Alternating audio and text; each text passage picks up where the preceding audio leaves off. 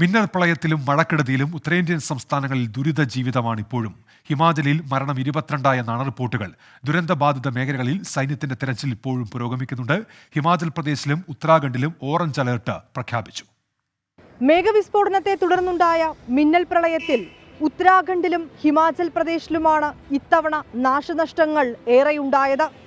ഇരു സംസ്ഥാനത്തും നിരവധി പേർക്കാണ് ജീവൻ നഷ്ടമായത്. ഹിമാചൽ പ്രദേശിൽ ഇപ്പോഴും രക്ഷാപ്രവർത്തനങ്ങൾ പുരോഗമിക്കുകയാണ്.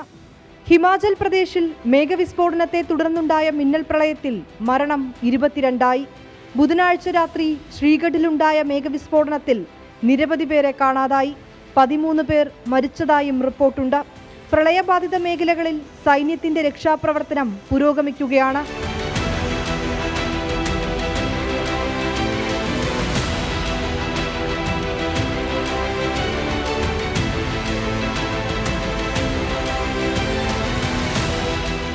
മിന്നൽ പ്രളയത്തിൽ ഹിമാചലിലെ സമേജ്, രാംപൂർ ഗ്രാമങ്ങളിലാണ് കൂടുതൽ നാശനഷ്ടങ്ങൾ ഉണ്ടായത്.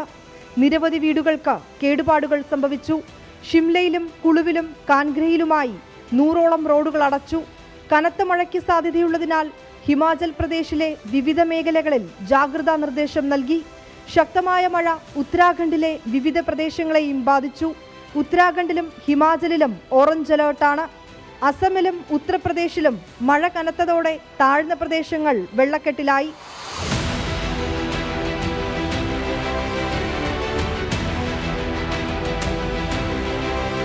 കാശ്മീരിൽ കനത്ത മഴയിൽ രജൌരിയിൽ മണ്ണിടിച്ചിലുണ്ടായി.